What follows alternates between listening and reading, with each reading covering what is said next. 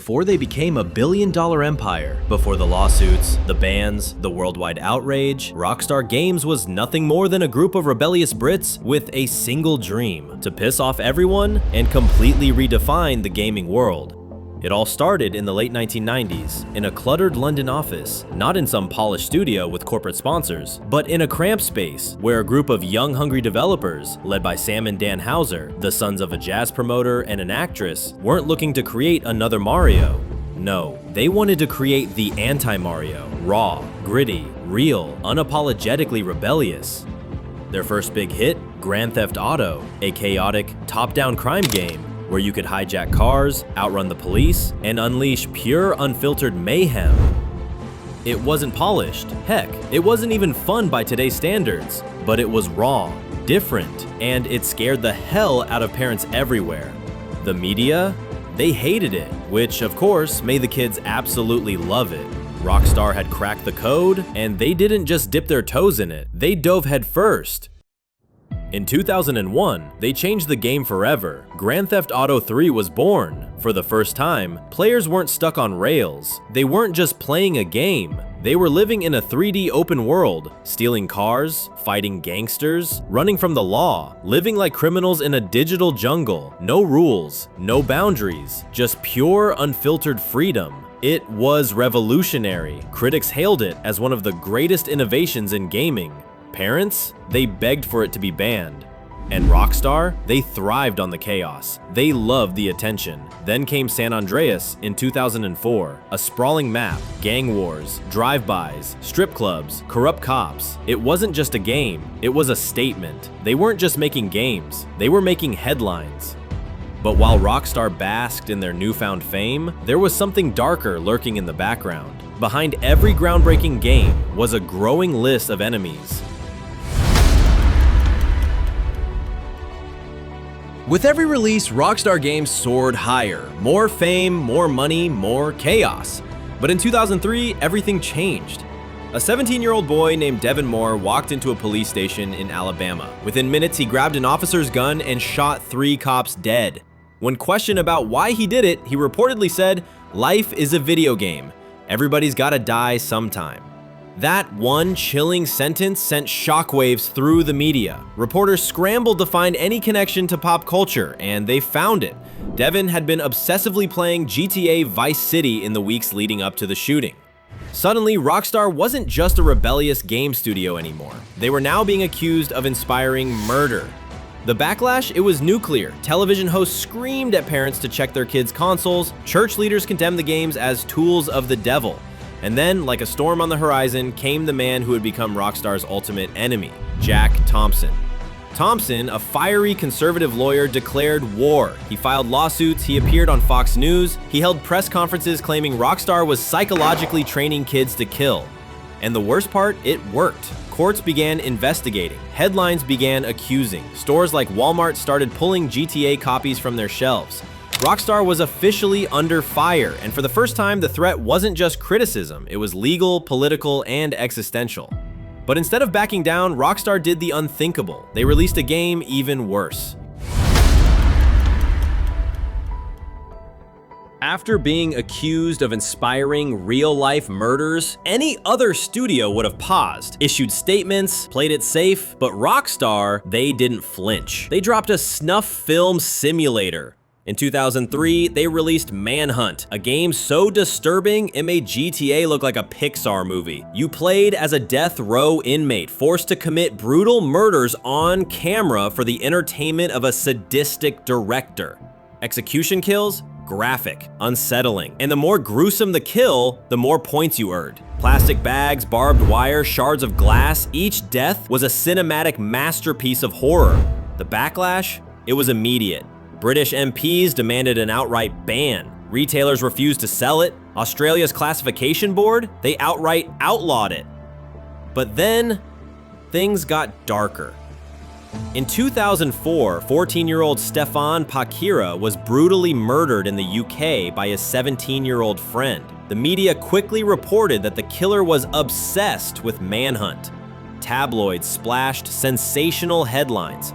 Murder by PlayStation. Stefan's parents blamed the game. Politicians screamed for criminal charges. The game was banned across major UK retailers, even though police later said the link between the game and the murder was unfounded. But the damage? It was done. Now Rockstar wasn't just associated with fictional violence, they were linked to real-world death. And yet, with every controversy, with every call for a ban, it only made their games sell more. By 2005, Rockstar was flying high. GTA San Andreas had shattered sales records, become a cultural phenomenon, and even sparked academic studies. But buried deep inside its code was something no one was supposed to see. They called it the hot coffee mod. Using cheat tools on PC, players unlocked a hidden minigame, a fully rendered, fully interactive sex scene. You played as CJ, the main character, having animated intercourse with his in-game girlfriend. And it wasn't subtle. Moaning, bouncing, button prompts. It was softcore porn in a mainstream game. Rockstar claimed it was leftover code that was never meant to be accessed, but the damage was irreversible. Media outcry. News anchors played blurry footage of the scene, warning parents of digital depravity. Legal action. Senator Hillary Clinton called for a Federal Trade Commission investigation. Re-rating. The ESRB slapped the game with an adults-only rating, a death sentence in retail. Major chains like Walmart and Best Buy pulled the game from shelves overnight. Rockstar had to recall and re-release a censored version. They paid millions in settlements and fines. Internally, Rockstar panicked.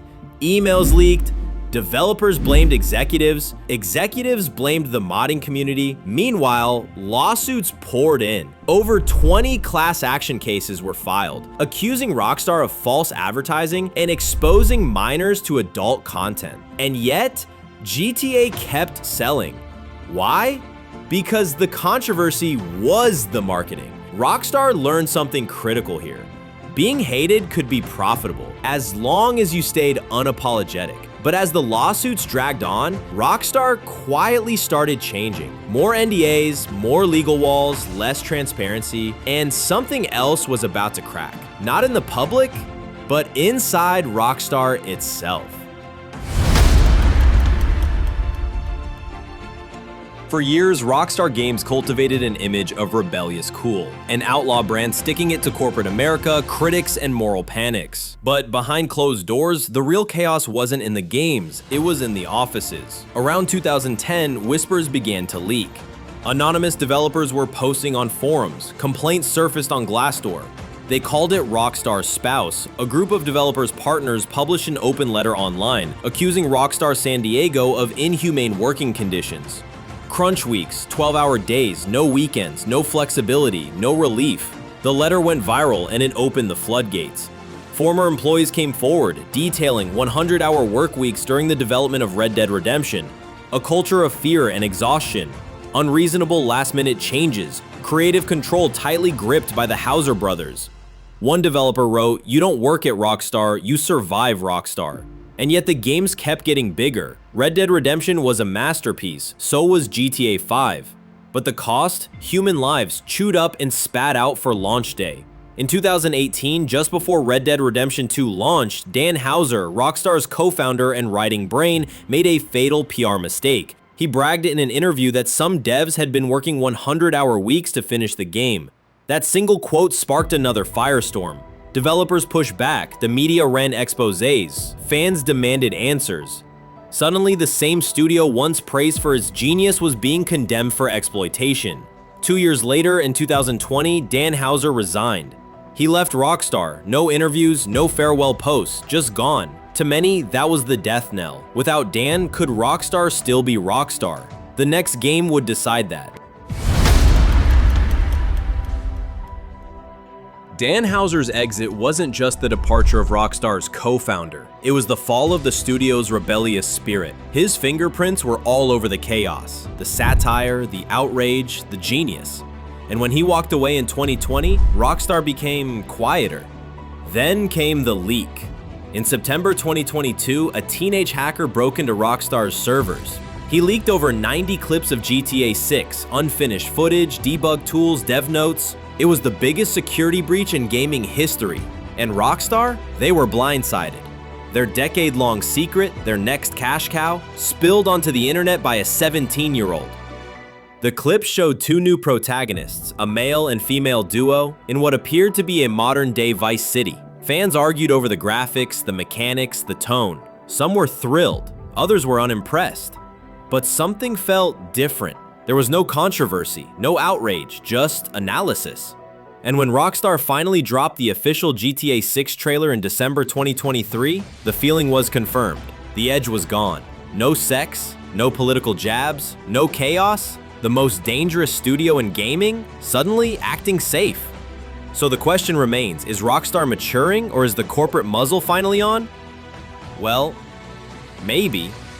But before we call it over, there's one more rabbit hole to explore. Because if you think GTA was Rockstar's most controversial game, you haven't seen what they tried to bury. Following the hot coffee disaster, Rockstar should have laid low. Instead, they doubled down. Again. In 2007, they unveiled Manhunt 2, a sequel to the game already blamed for murder. This time, you played as a man who escaped a mental asylum. And the gameplay? Worse. Way worse. You executed enemies with power drills, syringes, crowbars, saws, and it was all in first person. The player's POV became the killer's POV. Critics called it depraved. Lawmakers lost their minds. Result: UK, banned. Germany, banned. Ireland, banned. Australia, banned. New Zealand, not just banned, illegal to own. Even in the US, the ESRB slapped it with an adults-only AO rating, which meant no PlayStation, no Xbox, and no Walmart. Rockstar scrambled. They censored the kill cams, blurred the gore, and toned down executions, just to secure an M rating. But modders? They uncovered the uncensored build, and when they released it online, the game became even more infamous than before. To this day, Manhunt 2 remains the most banned Rockstar title ever released. It pushed the limits so far, the world actually pushed back, and won.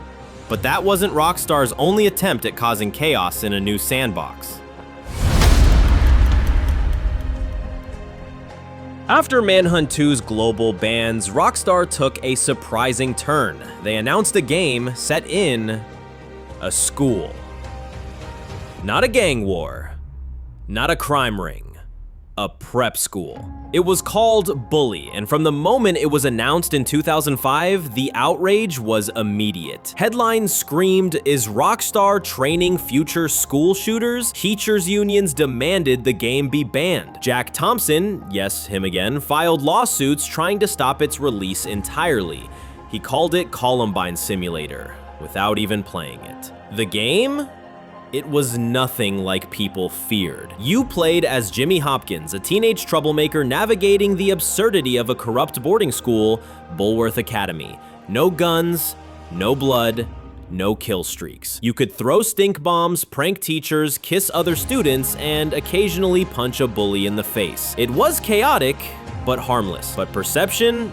That was the problem. Because Rockstar had built a brand of violence and rebellion, even a mild game was assumed to be dangerous. Brazil banned it entirely. UK politicians called for age restrictions. Stores debated pulling it. Meanwhile, critics who actually played it praised it. A coming-of-age satire. Rockstar's most personal game, GTA without the guns. And today, Bully is a cult classic.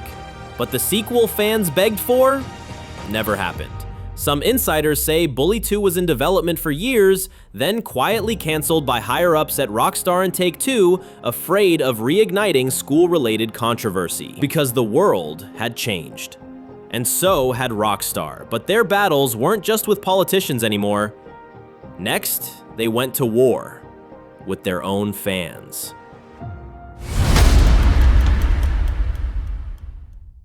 For years, modding was the heartbeat of Rockstar's fandom. From custom cars in GTA San Andreas, to fan-made zombie modes, to wild YouTube machinimas made inside the game, mods kept Rockstar Games alive long after launch day. Players weren't just consumers, they were creators. But by 2017, things began to shift. Under pressure from parent company Take-Two Interactive, Rockstar started cracking down on mods, and they cracked down hard. They issued takedown notices to beloved tools like Open4, the go-to modding engine for GTA 5, LCPDFR, the police roleplay mod, dozens of texture, skin, and scripting mods. Fans were furious. Open4 had been downloaded millions of times, non-commercial, clean, and never touched GTA Online. Still, Rockstar's lawyers shut it down. Fans launched the hashtag #SaveOpen4. Negative Steam reviews flooded in. Petitions hit 100,000 plus signatures. For the first time, Rockstar's most loyal fans were turning against them. Eventually, Rockstar caved, but only partially.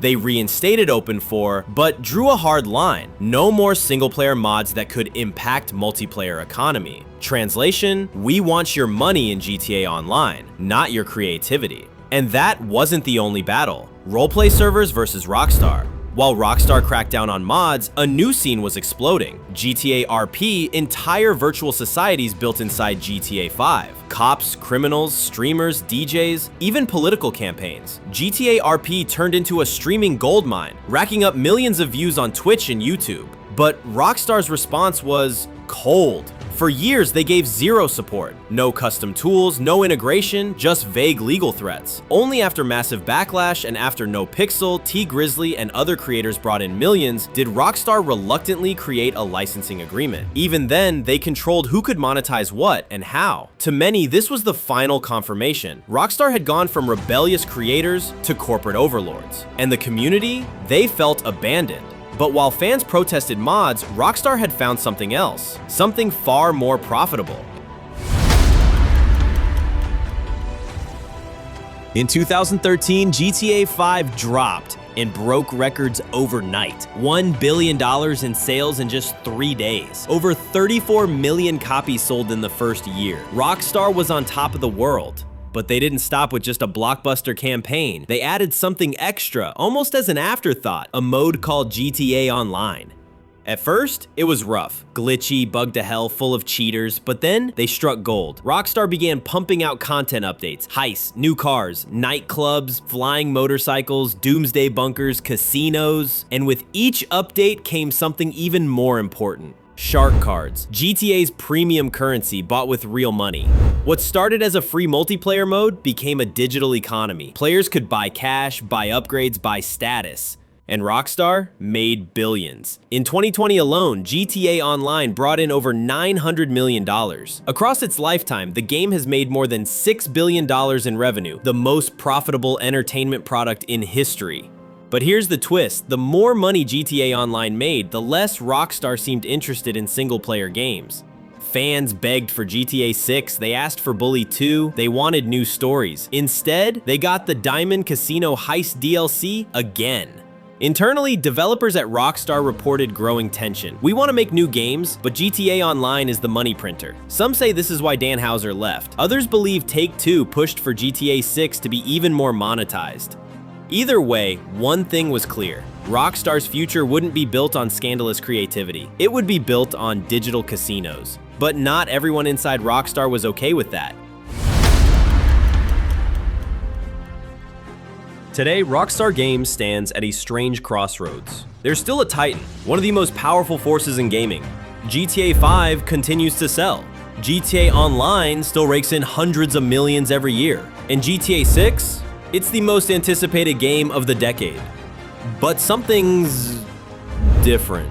The studio that once thrived on chaos now manages it. The company that once provoked outrage now avoids it. And the brand that once mocked corporate greed is now a subsidiary of Wall Street expectations. No more crude dev interviews. No more banned trailers. No more lawsuits with Jack Thompson. Just slick branding, polished trailers, and controlled messaging. And maybe that's inevitable. Maybe Rockstar didn't sell out. Maybe the world just changed. Games are bigger now. The stakes are higher. And with billions on the line, you can't afford to be reckless. But still, there's a hunger, a longing from fans for the return of the old Rockstar. The one that made games your mom hated. The one that mocked politicians? The one that didn't care if it got banned in 7 countries? So can the chaos return? We'll find out soon, because GTA 6 is coming. And this time, the world isn't just watching. It's waiting to see if Rockstar Games still has the guts to blow it all up again. If you thought Rockstar's story was wild, wait till you see what McDonald's has been hiding for decades. Billion-dollar secrets, cover-ups, and a scandal so deep they've tried to bury it under golden arches. Watch next the McDonald's conspiracy they don't want you to know. Trust me, this one isn't on the menu.